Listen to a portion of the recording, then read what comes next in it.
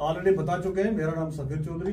मेरे को आज आपके द्वारा आपके थ्रू सिर्फ प्रधानमंत्री से ये रिक्वेस्ट करनी है कि आप प्रधानमंत्री सिर्फ यहाँ किसी एक कम्युनिटी के नहीं हैं, आप 140 करोड़ हिंदुस्तानियों के प्राइम मिनिस्टर हैं और बहुत दुख से और बहुत तकलीफ महसूस हो रही है कि हमारे 140 करोड़ लोगों का प्रधानमंत्री जो है वो इस तरीके की बात करे। इसको हम कंडेम करते हैं, इसका खंडन करते हैं।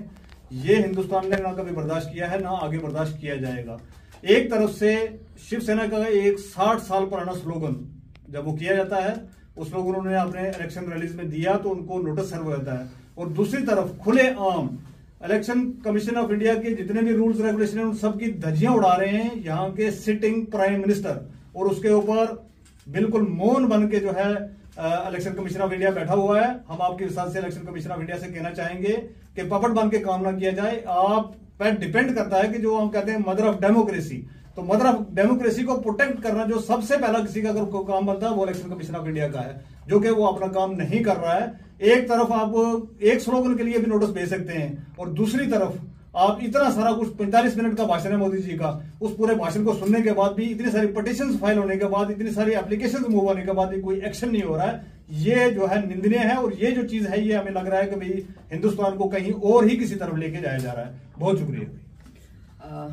आप सब प्रेस बंधुओं का बहुत बहुत शुक्रिया आज यहाँ आने के लिए। और सबसे पहले तो ऑल पार्टी जितनी भी हैं इंडिया अलायंस की, वो मोदी जी जो हमारे आदरणीय प्राइम मिनिस्टर ऑफ इंडिया हैं और बहुत बड़ी कंट्री है ये, डेमोक्रेटिक कंट्री वर्ल्ड में जानी हुई, उसके चुने हुए प्राइम मिनिस्टर जिनको मैंडेट मिला है, और मैंडेट सिर्फ हिंदुओं ने नहीं दिया उनको मैंडेट, उनको सारी जातियों ने, सभी धर्म के लोगों ने मैंडेट देके जिताया है।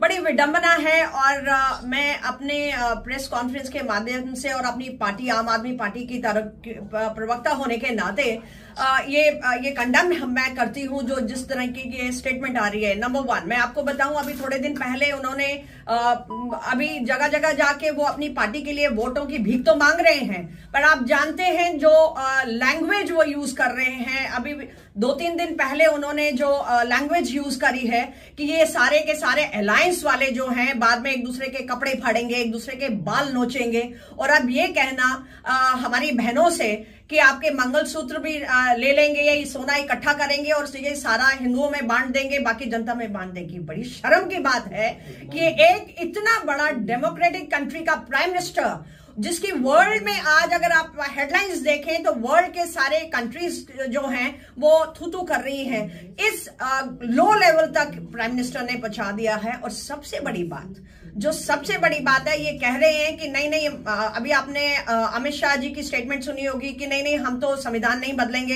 हम ये नहीं करेंगे। मैं जानती हूं कि प्रावधान जो है संविधान में वो बहुत सख्त है, आप सारा का सारा संविधान एकदम नहीं बदल सकते, लेकिन इनके जो अपने मिनिस्टर्स हैं, जिन्होंने ये 4 मिनिस्टर्स हैं जिन्होंने ये स्टेटमेंट दी है कि बहुत बड़ा काम होने जा रहा है, अगर आप मैंडेट में हम आते हैं हम संविधान बदल देंगे।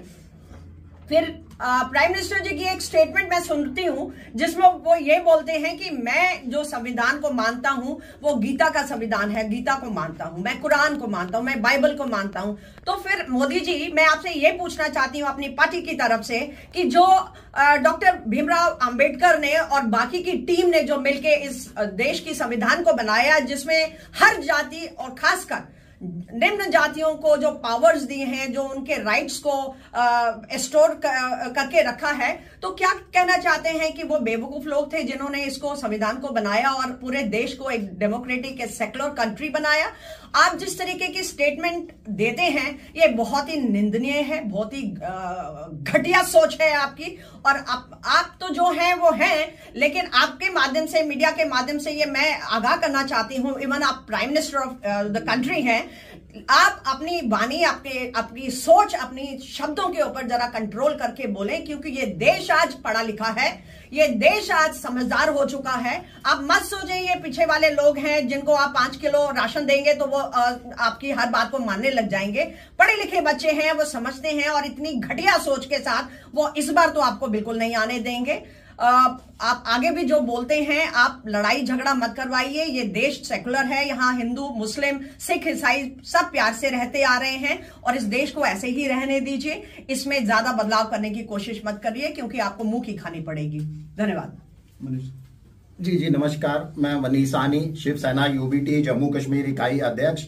देखिए, पिछले कुछ सालों से लगातार ये देखा जा रहा है कि राजनीति का स्तर बिल्कुल निम्न स्तर पर पहुंच चुका है, लगातार गिरता जा रहा है। और स्पेशली अगर मैं सीधा सीधा बात करूं तो बीजेपी के शासनकाल के अंदर जो प्रधानमंत्री जी का पिछले 10 साल का शासनकाल रहा है, देखिए कभी रंग की बात होती है, रंग पर राजनीति होती है, कभी कपड़ों पर राजनीति होती है, तो इस बार तो उससे भी नीचे चले गए, खाने पीने पर जो है वो राजनीति इन लोगों ने शुरू कर दी। जब वो पैंतरा भी नहीं चला तो अब धर्म की राजनीति पर ये लोग वापिस उतर आए हैं, जो इनकी बहुत पहले से यही इनकी पहचान है। और वो इंतजार भी मुझे लगता है कि जनता कर रही होगी कि कब ये हिंदू सिख हिंदू मुस्लिम पर जो है राजनीति करेंगे, क्योंकि यही इनको मुद्दों की राजनीति तो आती नहीं है।